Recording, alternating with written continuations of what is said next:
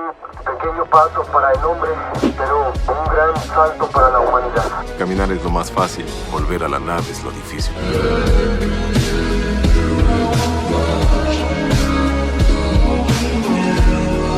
Cada ser humano que mire a la luna sabe que hay un rincón de otro mundo que siempre será de la humanidad. El 20 de julio de 1969, la humanidad conmemoró un hito histórico que resonaría a lo largo de las generaciones, el primer alunizaje tripulado. Este evento trascendental no solo marcó un avance monumental en la exploración espacial, sino que también cambió para siempre nuestra percepción del vasto universo que nos rodea. Neil Armstrong, el valiente y decidido astronauta que se encontraba a bordo del módulo lunar, emergió como el protagonista indiscutible de este momento épico al pronunciar su icónica frase: "Es un pequeño paso para un hombre, pero un gran salto para la humanidad". Esta película cautivadora narra la extraordinaria misión de la NASA que llevó a Armstrong y su intrépido equipo hacia la superficie lunar, abarcando el intenso y desafiante periodo comprendido entre 1961 y 1969. Cada paso de esta travesía estuvo repleto de avances tecnológicos, innovaciones científicas y una intensa preparación que requería un esfuerzo monumental. Sin embargo, detrás de este logro monumental se esconden sacrificios personales y desafíos inimaginables que muchos desconocen. A través de los ojos de Armstrong, la historia revela el elevado precio que tanto él como Estados Unidos tuvieron que enfrentar en una de las misiones más arriesgadas y complejas jamás emprendidas en la historia de la exploración humana. Es el año 1961, en Estados Unidos. Armstrong es un piloto de pruebas de la NASA que en un momento crítico se encuentra utilizando un avión espacial. Durante su vuelo enfrenta un problema al rebotar con la atmósfera. Sin embargo, logra restablecer el control y poner la nave de nuevo en órbita, regresando finalmente a la Tierra. Sus compañeros de trabajo notan que está distraído y comentan entre ellos que, a pesar de su evidente talento como ingeniero, su falta de concentración es preocupante. Uno de ellos observa que, al menos, ha conseguido regresar a casa después de haber rebotado en la atmósfera. No obstante, advierte que este es el tercer error cometido en el mes y considera que Bickle debería retirarlo del servicio antes de que sufra algún accidente. Luego, Neil se encuentra con su hija Karen y su esposa. Karen está sometiéndose a un tratamiento debido a un tumor cerebral. En el hogar, la pequeña Karen experimenta los efectos de su enfermedad mientras Neil la acompaña y la cuida con dedicación. Además, le enseña sobre un cohete espacial que aparece en un libro. Él le pregunta si ese cohete vuela en el cielo, a lo que ella responde afirmativamente. Para ayudarla a relajarse y conciliar el sueño, Neil le canta dulces canciones sobre la luna, creando un ambiente reconfortante y lleno de amor. Luego, Neil se encuentra hablando por teléfono con un amigo, quien le sugiere que tal vez debería consultar al Dr. Jones, dado que este ha desarrollado un método innovador en Saskatchewan. El amigo le pregunta si tiene planes de viajar a Canadá, a lo que Neil responde que cree que podría tomarle unos días. El amigo le aconseja que se comunique con el hospital, pues podrían ofrecerle asistencia en relación con el tumor que afecta a Karen. Sin embargo, Neil le informa que ya ha hecho esa gestión. Su amigo expresa sus disculpas y manifiesta su deseo de poder ayudar más. Más tarde, Neil se dedica a leer unos informes sobre la salud de su hija Karen, los cuales indican que su estado se está deteriorando progresivamente. En otro momento, Neil se encuentra con un compañero de trabajo llamado Joe, y ambos comparten un instante en casa. Durante esta conversación, Joe menciona que Dick Day ha llamado desde Houston y que lo están buscando. Neil pregunta si la llamada está relacionada con el programa Gemini. Su compañero confirma que están buscando pilotos con formación en ingeniería. Neil comenta que podría considerar esa oportunidad una vez que Karen esté mejor, ya que no desea viajar hasta entonces mientras su hija enfrenta esta difícil situación. Días después, lamentablemente, la pequeña Karen fallece y la familia queda devastada por la pérdida. En especial, Neil se siente profundamente afectado. Se encierra en un rincón para llorar y guarda en un cajón una pulsera que pertenecía a su querida hija. Afligido, Neil regresa al trabajo. En su lugar de empleo le sugieren que puede tomarse unos días de descanso, pero él responde que ya está al tanto y solo se dedica a informarse sobre el proyecto del ala delta en el Reino Unido. En ese momento le comunican que Bickle ha cancelado el viaje y le piden que se concentre en elaborar el informe de su último vuelo. Ante esto, Neil pregunta si lo dejarán en tierra y le explican que debe escribir el informe, por lo tanto no podrá volar en este momento. Neil más tarde lee en el periódico una noticia que informa que la NASA seleccionará astronautas para el programa Gemini. Decidido, opta por postularse. El 13 de agosto de 1962 se dirige a la base Ellington para participar en el proceso de selección de astronautas. Allí, uno de los otros postulantes le pregunta a Armstrong si es un civil. Él responde afirmativamente. La persona se presenta como Elliot y menciona que solo logró soportar 2 minutos en el baño de hielo. A continuación, explica que la NASA está más interesada en evaluar las reacciones psicológicas. Neil, con una sonrisa, le dice que cree que les dejó claro que encontró el agua bastante fría. Neil avanza con determinación hacia la sala de entrevistas, donde se le informa que la decisión estratégica de abstenerse del ascenso directo en favor de un acoplamiento en la órbita lunar ha tenido un impacto significativo y profundo en el programa Gemini. Este enfoque ha sido objeto de análisis y debate, y ahora le preguntan qué opina al respecto. Neil, con su característico tono reflexivo, responde que, a pesar de la crítica inicial que recibió de figuras prominentes como Von Braun, considera que esta decisión de dejar la carga en la nave principal mientras se envía una nave más pequeña a la superficie lunar ha valido realmente la pena en términos de avances tecnológicos y científicos. Posteriormente, los entrevistadores le interrogan sobre los riesgos involucrados en esta arriesgada misión. Neil menciona que uno de los mayores desafíos es la navegación cislunar, un proceso complejo que implica no solo el acople entre naves, sino también la estabilización en un entorno espacial que puede ser impredecible. La dificultad de estas maniobras es algo que no se puede subestimar, y él lo sabe muy bien. A continuación le preguntan por qué considera tan importante este viaje a la Luna y qué significaría para la humanidad. Armstrong toma un momento para reflexionar antes de explicar que ha tenido varias oportunidades únicas para observar la atmósfera terrestre desde el avión experimental X-15. Desde esa altura se da cuenta de que la atmósfera es tan delgada que representa una parte tan diminuta del planeta que apenas se puede apreciar con claridad. Cuando uno se encuentra en el suelo y mira hacia arriba, todo parece tan vasto e infinito que no se piensa en lo frágil que es esa capa de aire. Sin embargo, al obtener una nueva perspectiva desde las alturas, esa visión cambia drásticamente. Neil confiesa que no sabe exactamente qué descubrimientos se revelarán con la exploración espacial y cómo impactarán nuestro entendimiento del universo. No obstante, no cree que el objetivo sea únicamente explorar por explorar. Más bien, está convencido de que se trata de permitir a las personas ver cosas asombrosas y extraordinarias que tal vez debieron haber contemplado hace mucho tiempo, pero que hasta ahora no habían podido apreciar debido a las limitaciones de nuestra comprensión y tecnología. Esta misión no solo representa un avance científico, también es una oportunidad para expandir nuestra percepción sobre nuestro lugar en el cosmos. Luego le expresan sus condolencias por la pérdida de su hija y le preguntan si esto le afectará de alguna manera. Neil responde que sería ilógico pensar que no lo haría. Finalmente, le informan que eso es todo. Al salir, se encuentra con su esposa y su hijo, quienes están cenando. En ese instante suena el teléfono y recibe la noticia de que ha sido aceptado en el proyecto Gemini como astronauta. Su esposa Janet le dice emocionada que esto representa un nuevo comienzo y una nueva aventura para la familia. Así, Neil, junto a Janet y su hijo, se mudan a Houston para comenzar esta nueva etapa en sus vidas. A continuación, se presenta una exposición que destaca cómo, desde los tiempos de Julio Verne, el ser humano ha anhelado viajar a la Luna. La antigua concepción de este viaje consistía en enviar una nave espacial hacia allá y traerla de regreso. Sin embargo, la NASA ha desarrollado un enfoque innovador que combina múltiples naves que viajarán juntas, de manera análoga a cómo Colón utilizó un bote de la Santa María para llegar a la costa del Nuevo Mundo. Los astronautas abordarán una nave más pequeña para descender a la Luna. Cuando llegue el momento de regresar, esta nave pequeña se elevará desde la superficie lunar y se acoplará a la nave principal, que será la encargada de llevarlos de vuelta a la Tierra. Así, gracias a las brillantes mentes que conforman la NASA, el antiguo sueño de viajar a la Luna está cada vez más cerca de convertirse en una realidad. Durante las clases que recibe Neil, se les informa de manera detallada sobre los logros alcanzados por la Unión Soviética en el ámbito espacial. Ejemplos como Sputnik, Sputnik 2, Vostok y el histórico vuelo de Gagarin destacan cómo los soviéticos han superado a Estados Unidos en cada una de sus misiones espaciales. Ante esta situación desafiante, el programa estadounidense se ve obligado a reconocer que no puede competir directamente con el avance soviético. Por lo tanto, deciden enfocar sus esfuerzos en una tarea tan compleja que requerirá tecnología de vanguardia. Este enfoque estratégico obligará a los rusos a comenzar desde cero, igualándolos en la carrera espacial. Para alcanzar su ambicioso objetivo, deben primero lograr que dos naves espaciales se encuentren en órbita y se acoplen sin colisionar, lo cual representa un desafío significativo. Esta misión de acoplamiento es considerada la tarea fundamental del programa Gemini. Una vez que el equipo considere que están debidamente preparados y listos para afrontar este reto, serán asignados a un vuelo específico y a una tarea concreta dentro del programa. Solo cuando logren dominar estas complejas tareas, avanzarán al prestigioso programa Apolo, donde podrán contemplar seriamente la posibilidad de alunizar y hacer historia en la exploración del espacio. Por otro lado, una vecina llamada Pat se presenta ante Janet y le informa que llegó al vecindario hace una semana. Como gesto de bienvenida, le ofrece unas deliciosas galletas. Posteriormente, le presenta a su esposo Ed y a su hijo Eddie Jr., al tiempo que menciona que no sabe dónde se encuentra su otro hijo, llamado Borny. Al notar que Janet está embarazada, Pat le pregunta si ese será su primer hijo. Janet responde que no, ya que tiene un niño llamado Rick. Curiosa, Pat le pregunta la edad de Rick, a lo que Janet responde que tiene 5 años y medio. Es 23 de abril de 1964 y Neil se encuentra en el centro de entrenamiento multiejes. En este lugar le explican que la instalación ha sido creada con el propósito de replicar verificar el acoplamiento de 3 ejes, tal como ocurre en el espacio. El desafío consiste en estabilizar la máquina antes de perder el conocimiento. En primer lugar, le toca a Armstrong, quien durante el proceso pierde el conocimiento, aunque posteriormente logra recobrar la conciencia. Luego llaman a otro compañero, pero Armstrong asegura que se encuentra bien y solicita intentar una vez más. Más tarde se dirige al baño acompañado por otro compañero para vomitar. Después de esta experiencia, Neil asiste a clases sobre la física del cohete a propulsión. Al llegar a casa se encuentra con su bebé dormido. Su esposa se acerca y le pregunta si está bien. Él le responde afirmativamente, mencionando que estaba reflexionando sobre una clase que tuvo ese día y que le resultó interesante. Ella le pregunta qué fue lo que encontró tan fascinante y él explica que trataba sobre el encuentro con el ajena. Si este acelera su velocidad, disminuye su altitud, ya que lo coloca en una órbita más elevada. Por lo tanto, es necesario reducir la aceleración para cambiar a otra órbita y alcanzarlo. Este concepto es opuesto a lo que le enseñaron como piloto. Sin embargo, si logra descifrarlo, funcionará y resulta verdaderamente interesante. Ella sonríe y asiente, concordando en que efectivamente es un tema intrigante. Luego, ambos se ponen a bailar. Él le pregunta si recuerda aquella canción y ella, sorprendida, le responde que sí. Le sorprende que él la recuerde. Es 1965 y Neil se hace amigo de su compañero Elliot, a quien invita a su casa para compartir una cena con su familia. También están presentes la vecina Pat y su esposo Ed. Durante la cena, Elliot pregunta si Neil toca el piano, a lo que Janet responde que Neil fue director musical en su fraternidad y compuso el musical del teatro estudiantil. Después de disfrutar de una agradable y sustanciosa cena, los presentes deciden trasladarse al jardín, donde el aire fresco de la noche les ofrece un cambio de ambiente. Allí, Pat le comenta a Ed que ha recibido una inesperada llamada de Dick, lo que despierta la curiosidad de los demás. En ese preciso momento, todos se reúnen frente al televisor en el salón. Para su sorpresa y desánimo, se enteran de que la Unión Soviética ha superado a los Estados Unidos en la intensa y competitiva carrera espacial. Es 21 de agosto de 1965 y se encuentran en la plataforma de lanzamiento 19 en Cabo Kennedy, Florida. Los tripulantes estarán en el espacio durante 8 días. Su compañero le comenta a Neil que se alegra de no haber sido seleccionado para esa misión, a lo que Neil responde con un tono reflexivo que ojalá no se enfrenten a situaciones fatales entre ellos. A continuación, informan a Neil que lo designarán como comandante del vuelo espacial Gemini 8, con Dave Scott como su piloto. Si logran reiniciar el Agena, es posible que él sea el primero en lograr un acoplamiento exitoso. Le aseguran que no debe preocuparse por Elliot, ya que lo pondrán a trabajar en otra tarea. Tienen una importante EVA para 8 y confían plenamente en la capacidad de Dave. En la casa de Neil se celebra con entusiasmo su futura participación en el vuelo Gemini 8. En medio de la alegría, Pat le pregunta a Janet cuándo comenzó a nadar, a lo que ella responde que no recuerda con claridad. Cree que fue durante su etapa en la escuela secundaria, cuando solían tener una casa de verano al norte de Wisconsin. Allí disfrutaba ir al lago para pescar y nadar durante kilómetros. Siempre ha tenido una profunda pasión por la natación. Más tarde, Ed llega a la casa de Neil bajo la lluvia. Aunque Janet lo invita a pasar, él se muestra reacio y decide permanecer afuera. Al notar su presencia, Neil se acerca a Ed, quien con un tono grave le comunica que tiene malas noticias sobre Elliot. Neil ya está al tanto de la situación, ya que Dick le informó que lo habían retirado de la misión. Sin embargo, Ed lo interrumpe para revelar que Elliot y Charlie volaban hacia San Luis esta mañana y que su avión se estrelló durante la aproximación debido a la densa niebla. Esta devastadora noticia afecta profundamente el estado emocional de Neil, sumiéndolo en una preocupación intensa y un sentimiento de impotencia. En el funeral, los compañeros de Neil conversan sobre el trágico accidente. Algunos comentan que Cernan mencionó que la niebla había descendido a 150 metros, lo que podría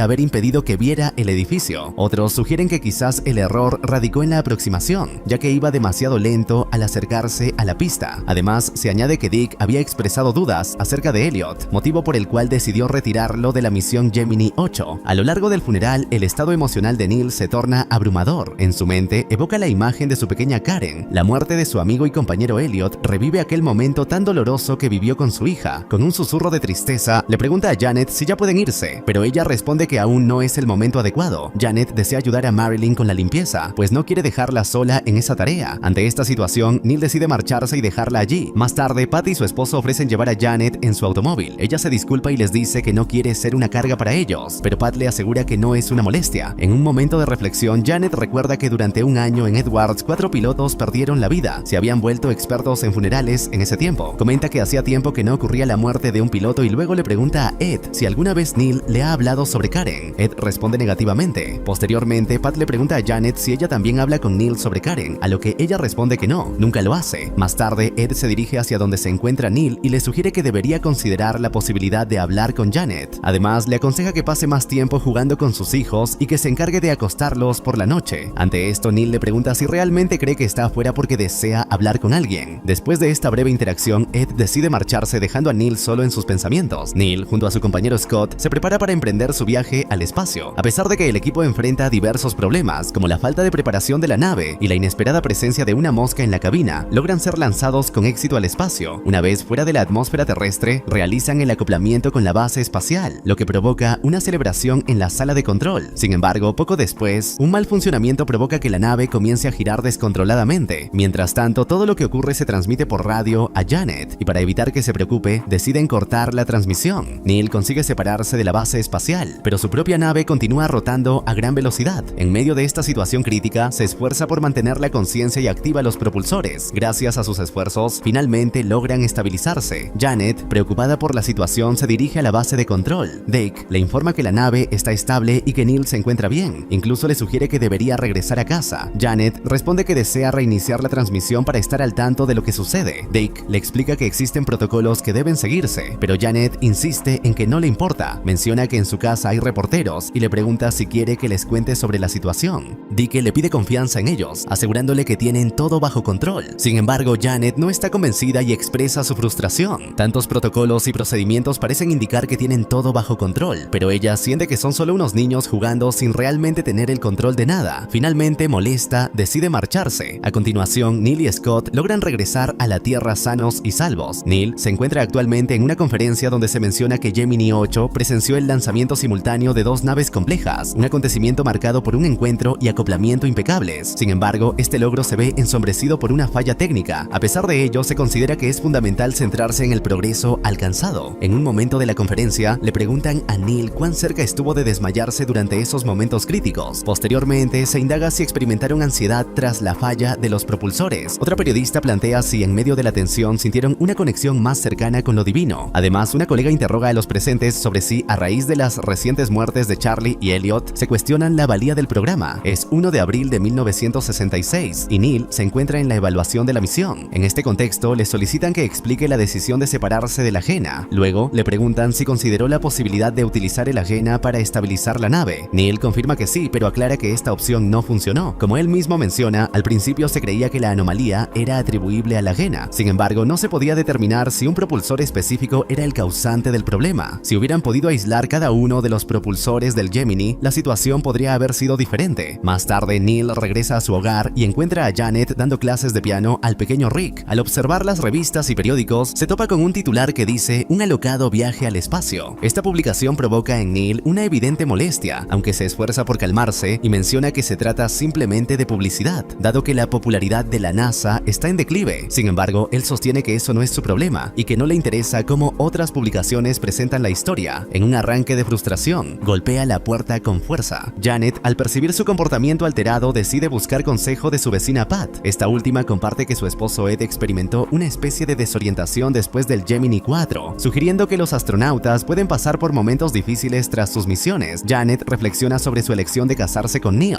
Lo hizo porque anhelaba una vida normal. Recuerda que él era tan diferente a otros chicos de la universidad. Había sobrevivido a la guerra, sabía lo que quería y parecía tan estable. Ella solo deseaba esa estabilidad en su vida. Pat le menciona que tiene una amiga cuya vida es bastante normal. Esta se casó con un dentista, el cual regresa a casa a las 6 p.m. De vez en cuando, ella la llama para confesarle que desearía que no regresara más. Ed se acerca a Neil y le comenta que va a casa de Dave a por una cerveza. Neil responde que le vendría bien una, así que decide acompañarlo. Al llegar a la casa de Dave, este les confiesa que solo puede pensar en regresar. Ed asiente y le dice que han tenido mala suerte, pero que hicieron todo lo que debían hacer. Mientras habla con Gus, ambos coinciden en sus sentimientos. Neil interrumpe la conversación y menciona haber escuchado un rumor sobre la cercanía entre Ed y Gus, a lo que Ed responde que Dick lo llamó y desea incluirlo en la tripulación junto con Gus. Intrigado, Neil pregunta si lo quieren en el primer Apolo, y Ed confirma que sí. Neil felicita a Ed con entusiasmo, al igual que Dave. Ed les explica que el cohete Saturno es enorme y promete ser un gran paseo. Entonces Dave le comenta a Ed que Dake quiere que Gus sea el primer hombre en la luna. La NASA determina que Neil no es responsable de lo ocurrido y le informa que la misión ha sido un rotundo éxito. Con gran entusiasmo, el equipo trabaja a toda velocidad en el proyecto Apolo y le preguntan a Neil si está de acuerdo con esta situación. Neil asiente confirmando que le parece bien. Posteriormente, le sugieren si no le importaría visitar la Casa Blanca, a lo que Neil responde que, en efecto, no tiene inconveniente en hacerlo. Mientras tanto, Neil se dedica a estudiar detenidamente el plan de vuelo del Apolo, así como los problemas de interfaz y las técnicas operativas. expectativas con el objetivo de optimizar la capacidad de la nave. Además, aprovecha el tiempo para estar con su familia. Durante una caminata con su compañero y amigo Ed, este le comenta que su hijo Eddie ha estado preguntando sobre el nuevo módulo de mando. Eddie quiere saber si volará de manera diferente al Gemini y si los botones estarán ubicados en el mismo lugar. Neil le responde que parece que tienen a un pequeño ingeniero en casa. Ed expresa su satisfacción por el interés de su hijo y relata que una mañana Eddie llegó corriendo para preguntarle si al ir a la luna se sentiría solo, tan lejos de la Tierra y con todos ellos en casa. Ed le confiesa a Neil que estas preguntas están ampliando los horizontes de Eddie y le brindan esperanza. Más tarde, Neil observa un columpio en el jardín de unos vecinos y comenta a Ed que a Karen le gustaban mucho los columpios. Ed le pregunta si Karen era su hija y Neil asiente. Finalmente, señala que ya es hora de regresar a casa y se marcha. Es 27 de enero de 1967. Ed y sus compañeros se preparan para la misión Apolo 1. Mientras tanto, Neil se encuentra en la Casa Blanca. Durante su estancia, le informan al senador que han concluido con éxito el programa Gemini y que están muy seguros respecto al Apolo. El senador responde que eso es lo que espera, considerando la cuantiosa inversión realizada. Medio país opina que no vale la pena. Le comunican al senador que hoy llevarán a cabo las pruebas finales del módulo. Sin embargo, en la cabina de la nave espacial Apolo se produce una falla que desencadena un incendio, el cual se propaga rápidamente debido a la atmósfera presurizada de oxígeno puro dentro de la nave, resultando en la trágica pérdida de los astronautas Ed, Gus y Roger. Mientras tanto, Neil recibe una llamada de Dick, quien le informa sobre el problema ocurrido durante la prueba y lamentablemente le comunica la muerte de sus compañeros y amigos. Dick le dice que necesitan que regrese al hotel, ya que la prensa estará al acecho y el Congreso solicitará una investigación. El dolor y la rabia que siente Neil son tan intensos que rompe la copa que sostiene en su mano. En el hotel observan las noticias que informan que los equipos de rescate han retirado los restos de los astronautas del interior de la nave carbonizada. Un vocero de la NASA declara que dejaron los cuerpos en la nave durante 4 horas para facilitar la investigación sobre la tragedia. Un año después, Neil se encuentra probando un vehículo de entrenamiento lunar cuando ocurre un accidente que lo lanza fuera del mismo, salvando así su vida. Neil comenta a su equipo que es fundamental experimentar fallos en este entorno controlado para evitar errores en el espacio, aunque reconoce que ese incidente pudo haberle costado la vida. Por otro lado, Janet visita a Pat y le pregunta cómo se encuentra tras la muerte de Ed. Aunque Pat responde que está bien, su expresión revela lo contrario. Más tarde, Neil llega con el rostro lastimado. Janet, preocupada, intenta hablar con él, pero él adopta una actitud distante. Los niños desean jugar con él, pero él se niega y se marcha rápidamente, comentando que acaba de recordar que dejó algo en su oficina. Las personas se manifiestan enérgicamente en contra del gobierno debido a la decisión de destinar una parte significativa del dinero recaudado por los impuestos a los costosos viajes espaciales, muchos de los cuales han resultado ser fallidos y decepcionantes. En medio de este clima de tensión social y descontento, Neil es seleccionado por la NASA para asumir el liderazgo de la misión Apolo 11, una misión ambiciosa que tiene como objetivo alcanzar la Luna. Durante una importante conferencia de prensa, se expresa con confianza y determinación la certeza de que es posible lograr el ambicioso objetivo de alcanzar la Luna, gracias a los vuelos previos que han sentado las bases para este monumental esfuerzo. Neil, con claridad y convicción en su voz, comunica ante los medios y el público que cada una de estas misiones anteriores ha cumplido nuevos objetivos y ha dejado muy pocos pendientes por completar. Agradece sinceramente a todos aquellos que han contribuido con su esfuerzo y dedicación para hacer posible que hoy se encuentren en esta posición histórica. Neil continúa mostrándose distante con su familia mientras empaca sus maletas. En este contexto, Janet lo confronta e insiste en que explique a sus hijos los riesgos de la misión. Él se excusa argumentando que ya están dormidos, pero Janet le responde que no es así. Finalmente, Neil se toma un momento para hablar con sus hijos y, tras esa conversación, se despide de ellos. Es 16 de julio de 1969. Neil, junto a su valiente tripulación, despega con determinación desde la superficie de la Tierra, dejando atrás el hogar y todas sus certezas. Después de 4 intensos días de viaje a través del vasto espacio, logran finalmente flotar sobre la Luna, sintiendo el asombro y la emoción de estar tan cerca de su objetivo. Neil aborda con firmeza el módulo lunar. Tras maniobrar con cuidado y habilidad para evitar chocar con unas rocas ocultas, logra alunizar con éxito, marcando un hito en la historia de la humanidad. En el preciso instante en que pisa la superficie lunar, pronuncia su famosa frase: "Es un pequeño paso para el hombre, pero un gran salto para la humanidad". Mientras contempla el deslumbrante paisaje lunar, lleno de cráteres y silencio absoluto, recuerda con nostalgia los momentos felices compartidos con Karen y decide lanzar al espacio la pulsera que pertenecía a su pequeña. Al concluir la misión, los astronautas regresan a la Tierra y son sometidos a un periodo de cuarentena. Durante este tiempo, escuchan un inspirador discurso de John Kennedy, en el que expresa que las personas siempre aspiran a realizar grandes hazañas. Mientras tanto, en su hogar, Janet es rodeada por un grupo de periodistas ansiosos por obtener declaraciones. Posteriormente, se dirige al lugar donde Neil se encuentra en cuarentena y ambos se reencuentran.